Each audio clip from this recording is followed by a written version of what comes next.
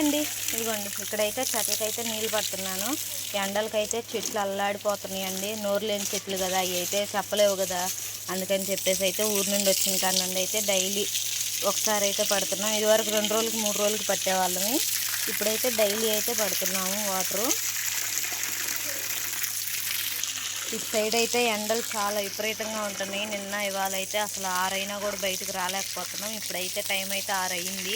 అసలు టైం అయితే 6 అయినట్టే లేదు. చూసారు కదా ఎండ ఎలా ఉందో. ఈ ఎండలకు మనమే అల్లాడిపోతున్నాము. నోరు లేని మూగజీవాలు, ఈ చెట్లు ఇట్లాంటివన్నీ అయితే వదిలిపోతున్నాయండి. అసలు చాలా అక్కడక్కడ చిక్కులకి నీళ్లు కూడా పెడుతున్నారు. దారిలో అయితే తాగునీరు అని కూడా పెడుతున్నారు రోడ్ల పైన.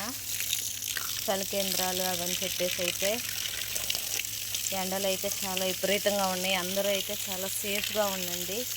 అవసరమైతేనే బయటికి రండి, అవసరం లేకపోతే వద్దు. ఎందుకంటే ఇవాళ నేను బయటికి వెళ్ళి వచ్చాకైతే మొహం అంతా చూసారు పిక్కుపోయింది. పని ఉండేసి అయితే పొద్దున్న 11ంటికి బయటికి వెళ్ళాను.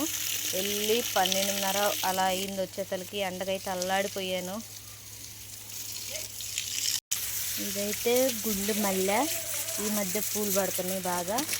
అదిగోండి గుండు మల్లె చెట్లు అయితే చాలా నీళ్ళు అయితే తాగుతున్నాయి ఎండకి. ఇంకొంచెం సేపు ఉన్నాక పడదాం అనుకుంటేనేమో మళ్ళీ చీకటి పడిపోతుంది. ఇది వచ్చేసి పైనాపిల్ చెట్టు. ఇదిగోండి ఇది pineapple. Yellow rose, red rose, జామ మొక్కది. మరి కాయలు ఎప్పుడు కాస్తాయో తెలియదు. చెట్టు అయితే 1 ఇయర్ అవ్వస్తుంది. వీడియోని అయితే లైక్ చేయండి, షేర్ చేయండి, సబ్స్క్రైబ్ చేయండి. మీ సబ్స్క్రైబ్ నాకు ఎంతో ముఖ్యమండి. ప్లీజ్ అండి సబ్స్క్రైబ్ చేసి లైక్ వేసేసి వెళ్ళండి. వీడియో చూసేయకుండా. నా వీడియోస్ చూస్తున్నందుకు అందరికీ thank you so much. Next వీడియోలో అయితే కలుద్దాం.